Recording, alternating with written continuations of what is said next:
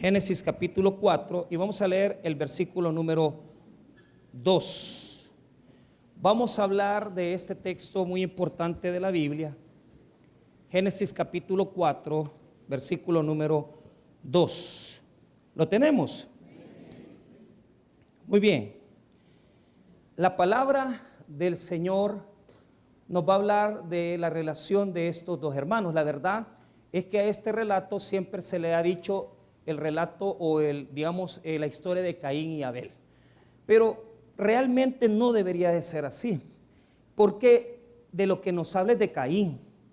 Abel en ningún momento habla, Abel en ningún momento dice nada. La relevancia teológica está en la relación de Dios con Caín. Dios con Caín. Y esto es muy importante. ¿Por qué? Porque vamos a aprender en esta mañana que Caín puede ser cualquiera de nosotros y podemos convertirnos incluso en Caín. Y por eso he titulado el mensaje de esta mañana, Hijos de Caín, ¿verdad? Entonces, vamos a ver el versículo número 2. La palabra de Dios dice así: después dio a luz a su hermano Abel, y Abel fue pastor de ovejas, y Caín fue labrador de la tierra. Solo ese versículo. Vamos a orar. Padre, te pedimos tu bendición para la predicación de esta mañana. Oramos para que sea usted, bendito Dios, hablando el corazón de su pueblo, ayudándonos, Señor, a poder comprender estas verdades eternas y ponerlas en práctica en nuestra vida. Oramos por todas aquellas personas que vienen pasando situaciones de vida críticas, problemas, algunos que tal vez queremos luchar con nuestras dificultades y debilidades. Fortalécenos y ayúdanos. En el nombre de Jesús. Amén y amén. Pueden tomar asiento, amados hermanos. Muy bien. Ok, vamos a hablar así. El libro de Génesis, desde el capítulo 1 al capítulo 2, nos demuestra, estos teológicamente se le llaman relatos cosmogónicos. ¿Por qué? Porque lo que trata del capítulo 1 al 11 es darnos el origen de las cosas. Desde el capítulo 1, que nos habla de la creación, hasta el desarrollo, ¿verdad?, de algunas, historias muy fundamentales, como es el diluvio, el arca de Noé. Todas esos grandes acontecimientos los podemos encontrar del capítulo 1 al 11. Pero desde el capítulo 12 hasta el final de Génesis vamos a encontrar el origen de un pueblo.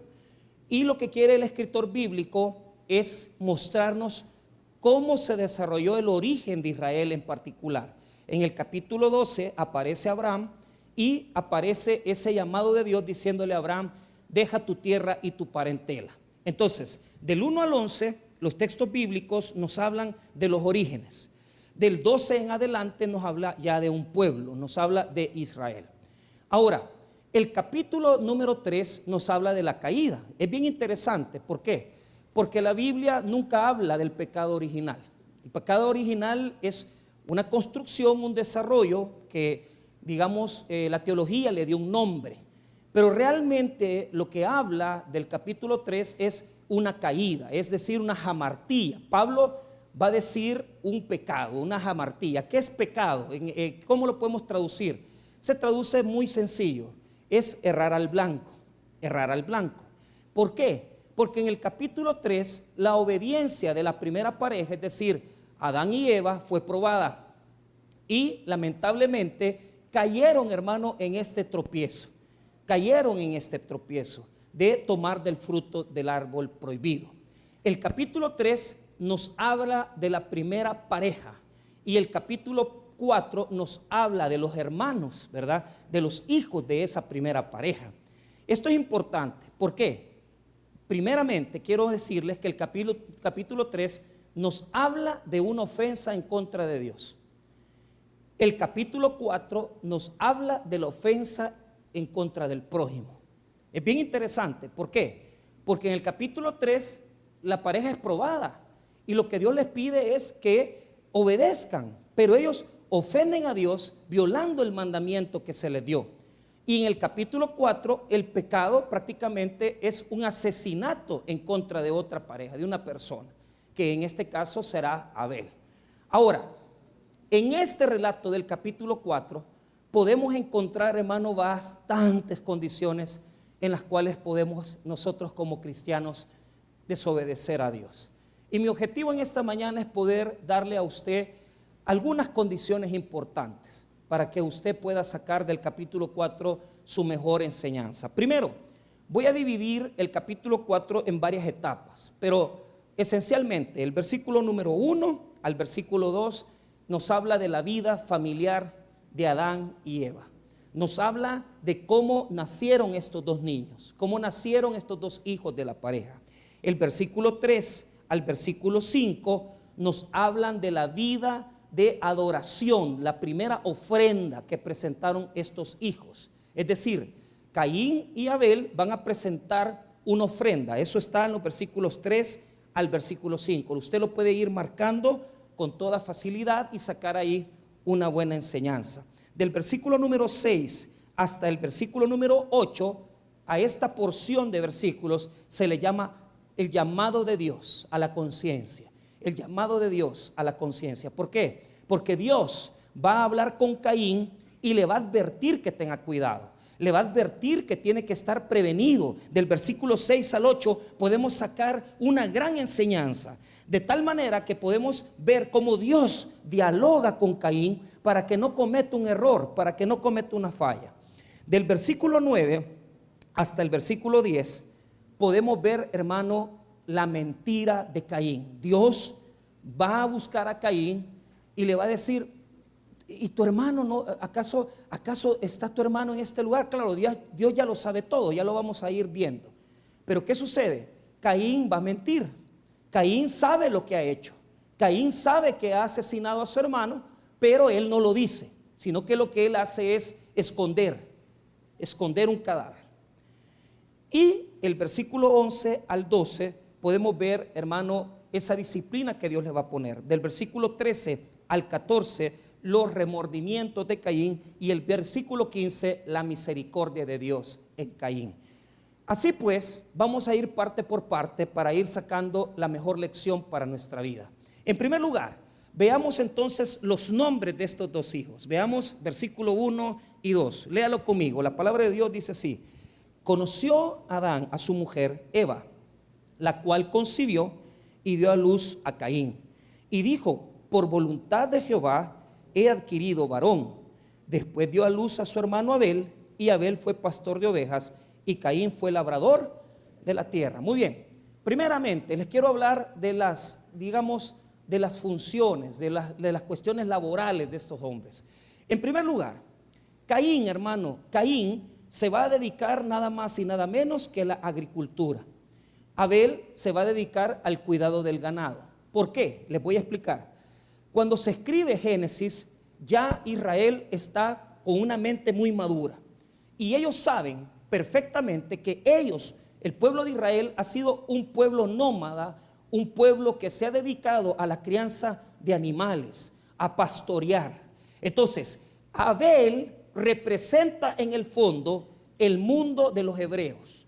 Abel representa el mundo de los judíos, es decir, el mundo de aquellos que se dedican a la función humilde de cuidar el ganado y de poder cuidar, ¿verdad?, y pastorear. Eso es lo que representa Abel. Abel está representando al pueblo hebreo, al pueblo que se dedica a cuidar ganado. Caín representa a los poderosos. ¿Por qué? Los agricultores que se quedaron en una misma zona Caín representa nada más y nada menos que a los cananeos. Cuando los hebreos entraron a la tierra prometida, ellos ya estaban en la tierra. Y este es el pleito que tiene Israel ahora con Palestina. ¿Por qué razón? Porque los palestinos dicen: esta tierra nos ha pertenecido por décadas, por milenios. Y los hebreos dicen: no, Dios nos las concedió a nosotros. Por lo tanto, Caín representa a los poderosos que tienen tierra, que son agricultores. Y Abel representa a los hebreos, a los débiles, a los que no tienen grandes cosas, los pastores. Los Caínes son poderosos, los Abeles son débiles. Ahí va diciéndonos el texto hebreo. Ahora, quiero decirle que el texto hebreo revela el nombre de cada uno de ellos. ¿Qué significa Caín? Fíjense que el versículo 2 nos habla de ese juego, es un juego de palabras. Versículo 2, léalo conmigo. Después dio a luz a su hermano Abel, y Abel fue pastor de ovejas, y Caín fue labrador de la tierra. Abel significa, ponga atención, viene del hebreo Jebel, Jebel, y Jebel en hebreo quiere decir viento, soplo, vacío. Cuando dice Eclesiastés, vanidad de vanidades, cuando está hablando de vacío, Eclesiastés está diciendo Jebel, Jebel. Abel representa lo débil, Abel representa el soplo, Abel representa lo que no tiene gran fuerza, lo vacío, lo débil, lo que necesita ayuda. Caín, ¿qué significa Caín? Verso 1, lea el versículo 1. Conoció Adán a su mujer Eva, la cual concibió y dio a luz a Caín, y dijo: por voluntad de Jehová he adquirido varón. Mire, note esto, he adquirido. Ese es un juego de palabras, porque la palabra, el nombre Caín significa el que adquiere, el que toma, el que se posesiona. Caín representa los poderosos, los que toman, los que adquieren, los que tienen. Y Abel representa los vacíos, los débiles, los que necesitan apoyo, los que necesitan fortaleza, aquellos que son viento, aquellos que no son nadie, aquellos que pasan en la sociedad y que pasan muchas veces escondidos y que nadie se fija en ellos. Cuando dice la palabra conoció Adán a su mujer en el verso 1, la palabra en hebreo es yadá. Yadá es conocer, significa tener relaciones íntimas. Ellos dos, Adán y Eva, tuvieron relaciones íntimas, pero yadá es conocer profundo, no solamente desnudarse, sino que conocerse profundamente, conocerse íntimamente. Del conocimiento de Adán y Eva surge y nacen estos dos hijos. Uno representa el poder, el otro representa la debilidad. Ahora, veamos la ofrenda. Veamos los versículos 3 al verso número 5. Cada uno de ellos, en sus diferentes labores, va a presentar algo para el Señor. Del 3 al 5. Mire lo que dice el verso 3. Y aconteció, andando el tiempo, que Caín trajo del fruto de la tierra una ofrenda a Jehová. Él, como un labrador, como un agricultor, procuró darle una ofrenda al Señor. Procuró darle una ofrenda a Dios. Pero también su hermano. Es decir, los dos hermanos habían sido inducidos a una vida religiosa. Ellos tenían una adoración, tenían una forma de adorar a Dios. Pero no fue tanto el hecho de que él, por ser un agricultor y traer fruto de la tierra, tal vez algunos dirán, es que la fruta quizás no agradó a Dios. No, vea lo que dice el verso número 4. Y Abel trajo también de los primogénitos de sus ovejas, de lo más gordo de ellas. Ahí está el detalle. Abel está procurando dar lo mejor de lo que tiene, dar lo mejor a Dios. Es bien importante. ¿Por qué? Porque en los profetas menores vamos a encontrar esa demanda de Dios, que el pueblo de Israel estaba dándole al Señor una ofrenda mala en Malaquías. En los capítulos 1 y 2, Dios le va a demandar al pueblo. ¿Por qué? Porque el pueblo estaba llevándole ofrenda de animales dañados a Dios. Estaban dándole ofrendas que no les costaban. Cuando usted viene a adorar a Dios, Él no se fija en lo que usted pone en el canasto. Él no se fija si usted viene 5 veces en la semana. Lo que Dios se fija es de la actitud de su corazón. Porque si usted lo que le está dando a Dios es sobras de su tiempo, sobras de su relación, sobras de lo que usted tiene, porque simple y sencillamente quiere ir a la iglesia el domingo, pero usted no le está dando algo que valga la pena a Dios, es muy difícil agradar a Dios si usted lo que viene a hacer es solamente a salir del compromiso. Entonces lo que nos dice el versículo 4 es que Abel va a presentar una ofrenda, pero la ofrenda de Abel es una ofrenda muy escogida, muy seleccionada. Quiere agradar a Dios, quiere mostrarle a Dios que Él quiere darle lo mejor de su vida. Algunos han dicho, eso lo puso en un comentario Warren Wiersbe, es un comentarista reformado. Warren Wiersbe dice que lo que agradó a Dios de la ofrenda de Abel fue que Adán y Eva le enseñaron a sus hijos a ofrendar sacrificio de animales. Pero eso no lo dice la Biblia. La Biblia no nos dice si tenían que haberle enseñado lógicamente a sus hijos a adorar a Dios.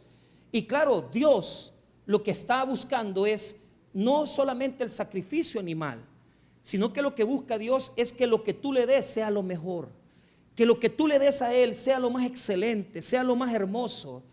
A Dios no le importa que tal vez usted venga mal vestido, o que usted tal vez con el poco tiempo usted se vistió y corrió a la iglesia. Lo que Él va a ver es la condición de su corazón. Si su corazón está apasionado por Él, si su corazón está deseando cantar una alabanza al Señor, si verdaderamente cuando vienes a la iglesia tu corazón arde en fuego por el Señor, eso es lo que Él está buscando en su pueblo. Lo que buscó en la ofrenda de Caín y Abel es lo mismo que busca hoy Dios. Que nuestro corazón arda por Él, que no solamente seamos religiosos, ritualistas, que vienen religiosamente los domingos mecánicamente a cumplir con un ritual sagrado. Lo que Él quiere es que le demostremos que le queremos dar lo mejor de nuestra vida, lo mejor de nuestro tiempo, lo mejor de nuestros hijos, lo mejor de nuestra familia, lo mejor de nuestra finanza, lo mejor de nuestra pasión. Todo lo mejor es para Dios. Pero, verso 5. Pero no miró con agrado a Caín y a la ofrenda suya. Y se ensañó Caín en gran manera y decayó su semblante. Él no está rechazando a Caín. Dios lo que está rechazando es la ofrenda de Caín. A Dios no le agrada eso. Él no rechaza personas, rechaza nuestras acciones, rechaza nuestras formas vacías de quererle adorar. Hay personas que no entienden esto y piensan que pueden agradar a Dios con todo lo que ponen en un canasto. Mire, me estaba contando un hermano esta semana, y es bien lamentable que dieron una ofrenda de $25,000 a una iglesia. Y me estaba hablando la persona, ¿verdad? Fíjese, pastor, que una hermana del lado de Apaneca ofrendó 2 veces $25,000 a una iglesia grande. Y en las 2 ocasiones, 2 ladronzuelos le robaron a la señora. Y ese dinero no entró a las arcas de la iglesia. Lo curioso es que cuando se dieron cuenta que hacía falta esa plata, hermanos que están en la iglesia, que eran los encargados de recoger la ofrenda, los tuvieron que procesar. Y un día de estos que andábamos por ahí predicando, uno de mis amigos lo vio a esta persona que se agarró este dinero, estos 25,000 pesos, estaba en uno de estos penales. Y yo me pregunto, después de 20 años de ser creyente, tener el valor de robarse $50,000 que eran de Dios, eso requiere un gran valor, hermano. Requiere un gran valor. Pero es que en la vida siempre van a haber personas que lo de Dios no lo van a valorar. Hay personas que no valoran el culto. Hay personas que no valoran lo que Dios quiere darle. Es que usted tiene que entender que si usted viene el día domingo a la iglesia, no es por el pastor, no es por el templo, es porque usted le da un gran valor a las cosas de Dios. Y desde la alabanza hasta el último amén, usted se goza, porque usted tiene que entender que lo de Dios es de Dios y hay que respetarlo. Él no tiene problema con su ofrenda, con su acción, con su conducta. Él lo que tiene problemas con su corazón. Porque si tu corazón no lo hace con sinceridad, no estás agradando a Dios. Ahora, yo no he venido a hablarle a usted de ofrendas en esta mañana, porque la mejor ofrenda es nuestra vida a Dios. O sea, Él no quiere solo Él no quiere que usted venga y limite su vida a una ofrenda económica. Él quiere que su vida entera esté sacrificada a Él. Ahora, escuche bien, aquí comienza el sermón. ¿Por qué? Porque el enojo de Caín, vea lo que dice el verso 5. Y se ensañó Caín en gran manera y decayó la palabra en hebreo quiere decir que tenía una gran ira. La primera palabra, y se ensañó Caín. Eso en hebreo quiere decir una gran ira. Diga conmigo, gran ira. La ira interior la expresó en su rostro. O sea, la ira que tenía era tan profunda que se le salió, no la podía ocultar. Mire, y esto es bien duro porque yo me acuerdo, y tal vez a manera testimonial, yo me acuerdo que ese enojo, un enojo que tuve con mi esposa hace unos 10 años, ¿verdad? Y mire, me enojé tanto que se me cayó el pelo, fíjese.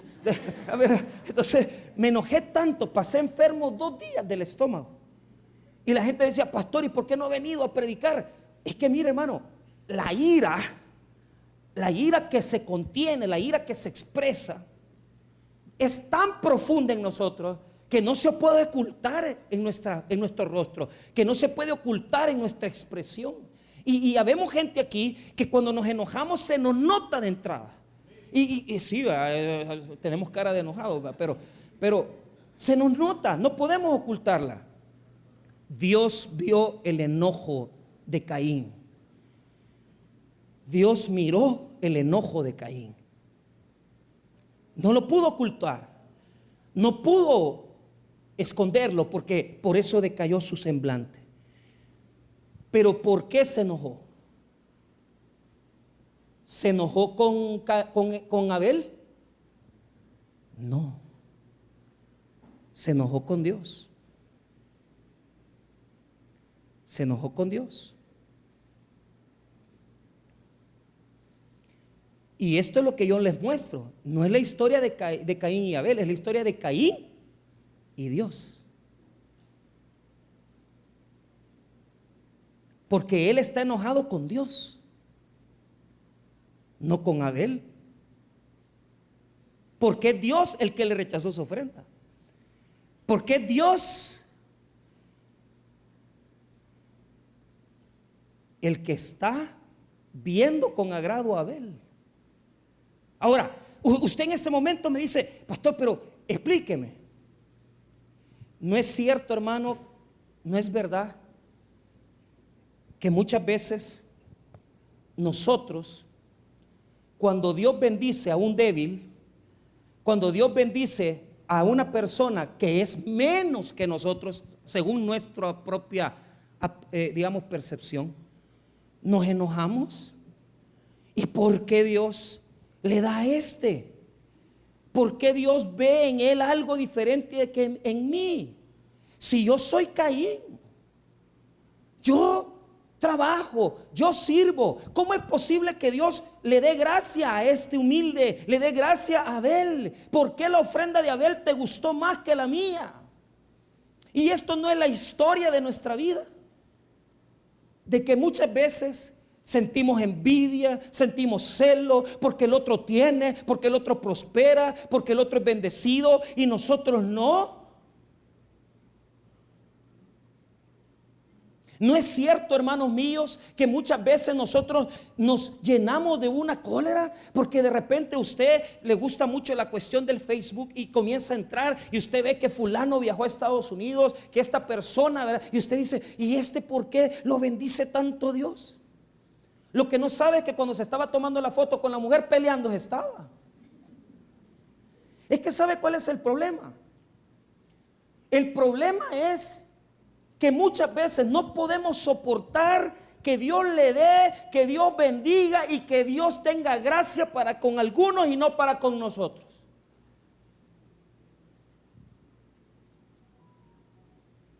No tenemos que permitir que la envidia y los celos nos corrompan. No debemos de permitirlo. No debemos de permitirlo. Fuimos a la Asamblea Legislativa esta semana. Allá andaba yo con los diputados, entrando en mi camioneta, ¿verdad? O sea, con el permiso que me habían dado, ¿verdad? De casa presidencial. Pero yo realmente me senté y se lo dije a los hermanos del culto de miércoles. En ese lugar estaban bastantes pastores, incluido nuestro pastor general, pero se veía, ¿verdad? Aquello que, ¿quién iba a orar? ¿Quién iba a pasar? Mire, la verdad, honestamente, ¿de qué sirve ser expuesto, salir en una fotografía, que digan que la oración estuvo muy bonita, si al final de cuentas la foto no es lo que vale, sino que lo que vale verdaderamente es con la actitud con la que vamos a esos eventos? Y de entrada, la mayoría de los que estábamos ahí queríamos sobresalir. Allá estaban los de las asambleas, allá estaban los del tabernáculo, aquí estaban los de las iglesias pentecostales. Ya cuando se puso la oración y ya todos estaban orando, unos hermanos atrás casi estaban hablando en lengua y yo quería oír y mire que en ese ratito casi me enojo y les digo, cállense allá. ¿Pero por qué? Porque cuando yo me puse frente para ver lo que estaba pasando, unos señores de las capellanías de atrás me gritaron, quítense de ahí, porque yo estaba con el pastor Aguirre, hermanitos en Cristo. ¿Y sabe qué hice yo? Como todo hermano humilde, más me les puse enfrente para que no tomaran fotos. Y a mí no me importa, porque yo soy del Taberchis. Así, ¿verdad? Es que eso no importa. La grandeza de un hombre no se determina por los cargos ni las posiciones humanas. La grandeza de un hombre se determina por la humildad que esa persona tiene ante Dios. Y ese es el problema de Caín.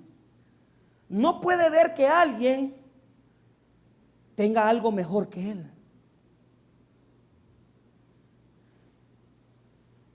Por esto se han matado hermanos por las herencias. Usted sabe que hay familias completas peleadas por dinero.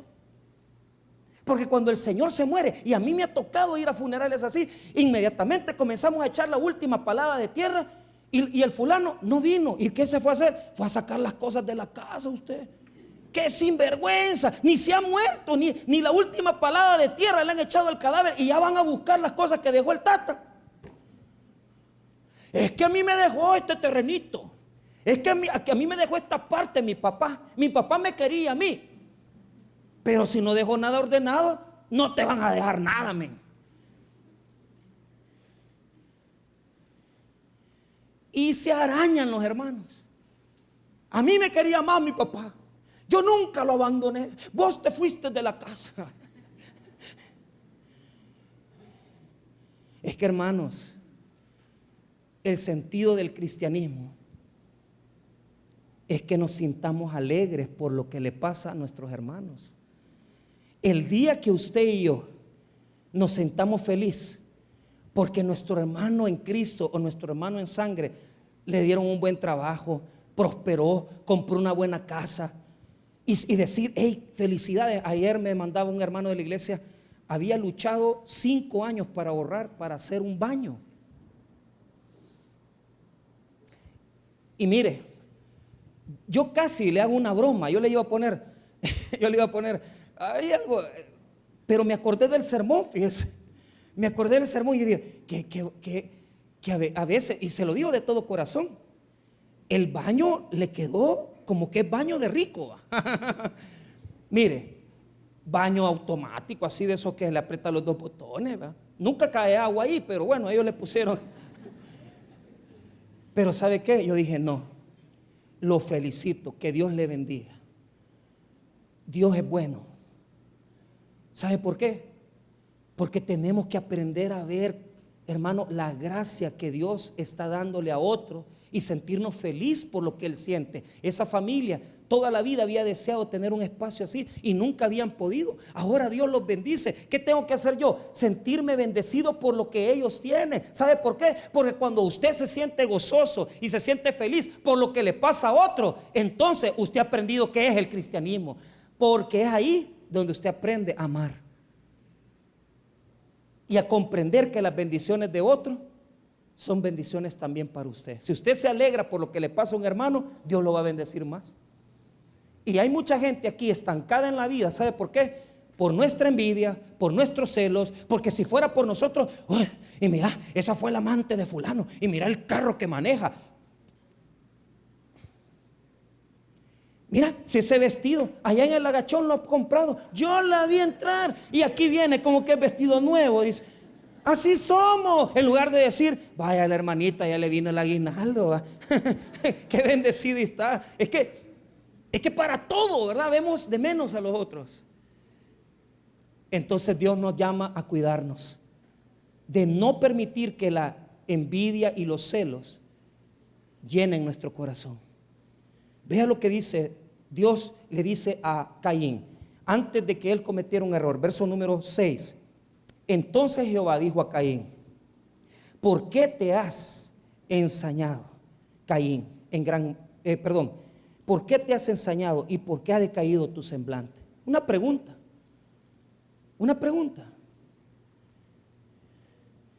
¿Por qué te enojaste? Y mire lo que Dios le dice. 7. Si bien hicieres, no serás enaltecido, y si no hicieres el bien, el pecado está a la puerta. Con todo esto a ti será su deseo y tú te enseñorearás de él. Entonces, ¿qué le dice a Dios? El pecado está a la puerta, como que fuera una pantera. Escuche bien. Usted le permite a la envidia y a los celos entrar en su corazón. El pecado está a la puerta, pero usted tiene dos decisiones: o se deja absorber por la envidia y por los celos, o los detiene o los domina.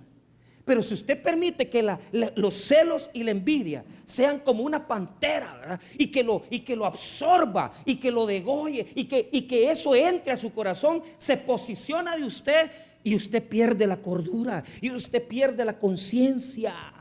Lo que nos llama a Dios a hacer en este acto es que no permitamos que los celos y la envidia llenen nuestros corazones. La conciencia nos advierte y nos dice: no lo hagas. Pero ¿qué hacemos nosotros? Le abrimos la puerta a la envidia y a los celos, entran a nuestros corazones y nos destruyen. Nos destruye. Y así hay mucha gente que se llena de celos, se llena de envidia, se llena de codicia.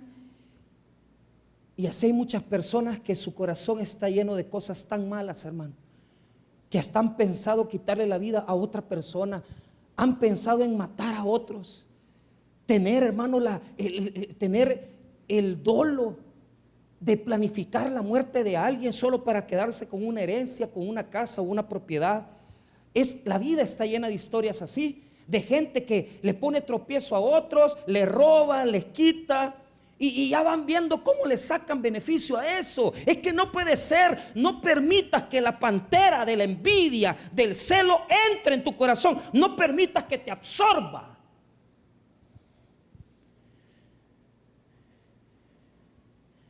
No lo hagas. Pero ¿sabe qué pasó? Caín se dejó llenar por eso. Odiar a su hermano porque Dios lo bendijo a él y no a mí. Y mire lo que sucedió, verso 8. Y dijo Caín a su hermano Abel: salgamos al campo. Y aconteció que estando ellos al campo, Caín se levantó contra su hermano Abel y lo mató. El texto bíblico nos enseña que lo ha de haber matado. O sea, la Biblia no nos dice cómo lo mató, pero imagínese estar tan enojado de poderlo golpear y matarlo a golpes, hermano. Matarlo a golpes. Hay personas que se han airado tanto. Yo me acuerdo de un vecino, don Luis. Fíjese que él, muy próspero, un señor de hacienda, siempre su pistola. Y yo no sé qué le pasó. Llegó a su hacienda, un señor lo sacó de quicio, le sacó la pistola y lo mató. Y siempre, don Luis, ¿qué se hizo? Pagó una pena, hermano, casi de 8 años. A los 8 años que salió, nosotros lo vimos. Y un amigo mío que se llama Ricardo, que vino esta semana a verme, le decía, mira Ricardo, le dice, cuida tu libertad, cuida tu libertad. ¿Por qué? Porque llenarse de cólera y cometer un delito es lo peor. Pero escuche bien, hay personas que estamos encarceladas en el odio. Hay personas que no necesitamos ir a Mariona. Mire, hermano, no hay cárcel peor a la que yo haya entrado, por lo menos en Zacatecoluca, que a Zacatrás. Porque usted tiene que ir bajando. Y a mí siempre me mandaban a las celdas de castigo a predicarle a los peores, a los asesinos peores del Salvador. Pero ¿sabe qué? Hay gente en este lugar que están encarcelados en una cárcel de odio, de rencilla, querer quitarle el esposo a una mujer, querer quitarle la pareja a una persona, el querer hacerle daño a alguien solamente porque usted vio que ese hombre era bonito y porque trataba bien a su esposa y metérsele para robarle a su matrimonio. Eso es estar muy hondo, muy hundido en una cárcel oscura, profunda, de envidia, de querer tener la mujer de otra persona, de querer buscar, mira qué bonita esa mujer, mira qué hermosa esa mujer. Sí, pero no es la tuya. Estás hundido en Zacatrás, estás hundido en el hoyo de la oscuridad. Lo mató a golpes. Pero lo difícil, ¿sabe qué es? Dios le dio la oportunidad de arrepentirse. Y este es un llamado en esta mañana para todo aquel que está viviendo en esa cárcel. En esa cárcel de a mí yo no me siento bien con lo que tiene este. Mire lo que dice el versículo 9. Y Jehová dijo a Caín, ¿dónde está tu hermano Abel? ¿Dónde está Abel tu hermano? Y él respondió, no sé. Pero mire cómo con una pregunta más, Caín dice, ¿soy yo acaso guarda de mi hermano? Una pregunta, ¿acaso soy yo guarda de mi hermano? Y yo les hago una pregunta a ustedes. ¿Acaso Caín, que no era el hermano mayor? Claro que sí, el mayor. Cuando éramos pequeños con mi hermano, mi mamá siempre nos dejó el almuerzo porque ella trabajaba, mi papá también, y nos dejaba el almuerzo. Y yo siempre, al mediodía que llegamos del colegio, agarraba las cositas que mi mamá había dejado en la refri, las metía al microondas y le daba de comer a mi hermano. Porque el hermano mayor debe cuidar al menor. Es que, hermanos, lo que Dios nos está diciendo es lo siguiente. Escuche bien. ¿Acaso Caín no tenía que guardar la vida de Abel? Claro que sí. Él tenía la capacidad, los recursos y los bienes para protegerlo. Así somos muchos aquí, que tenemos la capacidad, tenemos el poder y podemos guardar a la persona débil y no lo hacemos, hermanos. Al contrario, muchas veces no cuidamos ni a nuestros hermanos en Cristo, ni tampoco a nuestros hermanos en sangre. Y esa es la realidad de la vida. Nosotros, hermanos, lamentablemente, teniendo la capacidad de ayudarle a otra persona, no le ayudamos. Teniendo la capacidad de bendecir a otros, no los bendecimos. Pudiendo ayudarle a alguien, no lo hacemos. Tenemos el poder, sí. Tenemos la capacidad, sí, pero no lo vamos a hacer. Ahora, ¿sabe qué es lo que estaba haciendo Dios? Dios ya sabía que él lo había matado, pero lo que él quería es que Caín se arrepintiera, pero no se arrepintió. Y así somos, lejos de arrepentirnos, porque sentimos odio, porque muchas veces sentimos rencor en contra de personas que nos hirieron o nos dañaron, personas que nos hicieron en el pasado alguna situación que nos dolió o nos robó, y no somos capaces nosotros, hermanos, de poder arrepentirnos y decir, no, esto lo tengo que sacar de mi corazón, tengo que sacar este dolor, tengo que sacar el rencor. No lo hizo, no lo hizo. Y sabe, mintió y le dijo, yo no sé dónde está. Él lo había enterrado, él sabía dónde estaba enterrado. Pero lo que no sabía es que la sangre del hermano Abel estaba clamando por venganza. Mira lo que dice el 10. Y él le dijo: ¿qué has hecho? La voz de la sangre de tu hermano clama a mí desde la tierra. ¿Qué quiere decir? Que no podemos ocultarnos del odio, no podemos ocultarnos de lo que hemos hecho. Podemos enterrar el cadáver, pero la sangre va a clamar por venganza. Cuando Dios le dijo: vas a vagar errante, y vas a vagar errante, y vas a tener que caminar lejos de aquí. Fíjese que ni aún así él se arrepintió, sino que él sintió remordimiento, pero por lo que le estaba pasando a él en ningún momento sintió cargo por matar a su hermano. Él en ningún momento sintió dolor por matar a su hermano, sino que sentía dolor por lo que le iba a pasar a su destino, lo que le iba a pasar a él. Y esto es bien duro, porque hay personas que preferimos llevar la culpa y preferimos llevar la carga de haber cometido grandes errores, en lugar de decirle a Dios: perdóname. Y cuando vemos este relato y llegamos al final de él, pensamos: ¿y Dios qué va a hacer con esto? Si este hombre va a quedar condenado a ser una persona que va a caminar de un lado para el otro. Pero aún así Dios tiene misericordia, y para que no lo maten a él, para que alguien no cometa el mismo delito que él cometió en contra de él, le pone una marca. Muchos piensan, yo he leído muchos comentarios, dicen que este fue el primer tatuaje, que lo que le dio la marca es que se hizo moreno, no sé qué, negro. Es comentarios que no tienen sentido, porque la realidad es que Dios, aunque a Caín pecó, no le quitó su misericordia, porque no le permitió que lo matara a nadie. Y la realidad de Dios es que Él tiene misericordia si nosotros, hermanos, aunque nosotros pecamos y aunque nosotros hemos hecho lo peor, Dios siempre va a tener misericordia de nosotros. ¿Qué podemos aprender de este relato para finalizar? Primero, siempre va a haber una persona mejor que yo, siempre va a haber alguien, pero yo no tengo por qué sentirme mal por eso. Al contrario, tengo que agradecer a Dios. Si Dios prospera a mi hermano, si Dios prospera a un hermano en Cristo, si Dios prospera a uno hermano en sangre, yo tengo que sentir alegría por eso, no sentir en mi corazón odio, rencor o celo. Número 2, tengo que alegrarme por lo que Dios está haciendo en la vida de mis hermanos. Yo estoy contento porque veo gente prosperar, están comprando sus vehículos, gente está viajando a Estados Unidos. Yo me siento gozoso porque Dios está prosperando esta iglesia y lo está haciendo a través de su misericordia. Entonces, ¿por qué yo me voy a sentir enojado porque Dios prospera a alguien? Tengo que sentir alegría en mi corazón. Número 3, tengo que aprender a cuidar a otras personas. Tengo que aprender a cuidar a mis hermanos. Tengo que aprender a cuidar a mis hijos.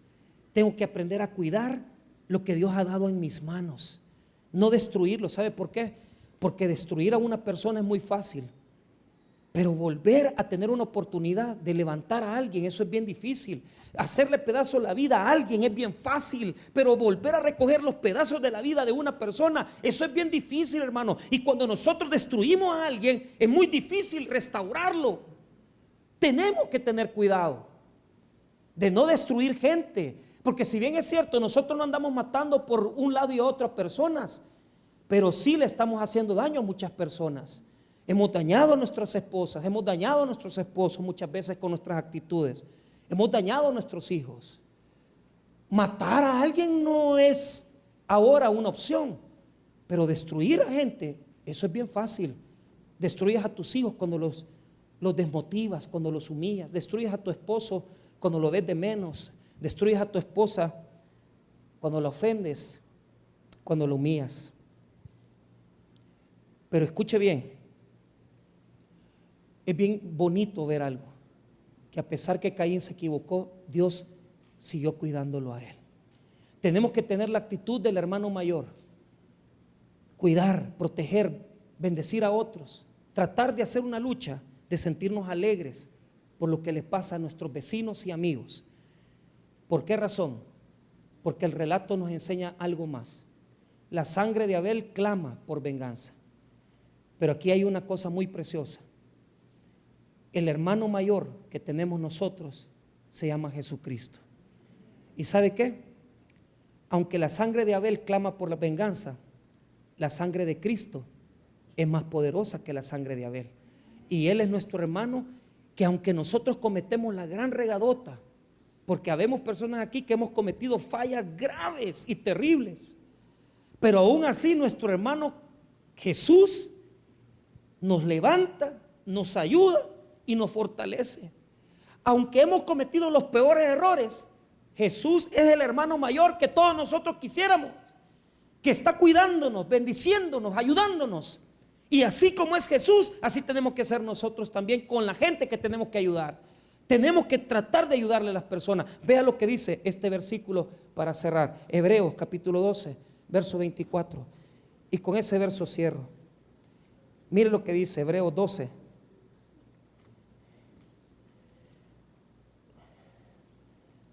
(24)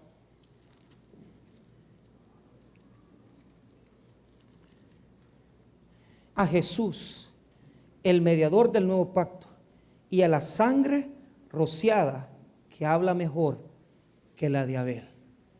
Mire lo que dice. La sangre de Jesús es más poderosa que la sangre de Abel. ¿Y qué quiere decir esto? Jesús se convierte entonces en quien habla. Su sangre habla por nosotros. La sangre de Abel fue derramada por un descuido, porque hubo alguien que no cuidó a otro. Y la sangre de Cristo fue derramada para salvarnos a nosotros. Yo no sé qué errores usted ha cometido, y yo no sé qué fallas usted ha cometido, pero escuche, la sangre de Jesús ha sido derramada, y usted tiene un hermano mayor que lo cuida y está dispuesto a amarlo aún con sus errores, y está dispuesto a darle una nueva oportunidad. No es como Caín, que mató a su hermano Abel. Este es el hermano mayor que protege, el hermano mayor que cuida, el hermano mayor que nos ama, el hermano mayor que daría cualquier cosa porque su hermano menor estuviera bendecido. Este es nuestro hermano mayor, que se da por nosotros en la cruz del Calvario para darnos una nueva esperanza. Si tal vez usted nunca ha tenido a alguien que lo cuide, si tal vez usted siente en su vida que nunca tuvo a alguien que lo protegiera, hoy es el día de venir a los pies de Jesús y tener un hermano mayor que te va a amar, te va a cuidar, te va a proteger y no te va a destruir. Y así nosotros tenemos que aprender esta lección. Si Dios bendice a alguien, sentirnos alegres por lo que está pasando en la vida de esa persona, llenarnos de gozo, porque en la medida que nos alegramos por alguien, quiere decir que Jesús también ha cambiado nuestros corazones. Tener la capacidad de no tener envidia y celos por alguien, esa es la capacidad más grande de amar. Y hacerle bien a nuestro hermano, eso es lo que Jesús nos enseña en la palabra. Cuidar a otros, protegernos entre nosotros, hacer lo posible de ayudarnos para que Dios pueda bendecir a esta familia, que es la familia de Dios, la familia que se hizo y se creó en Jesucristo, cuando Él murió y resucitó por todos nosotros. Por lo tanto, cuidemos, amemos al prójimo y hagamos un esfuerzo de ser como nuestro hermano mayor, Jesucristo, que derramó su sangre para el perdón de los pecados. Vamos a orar, hermanos. Padre, te damos gracias por tu palabra.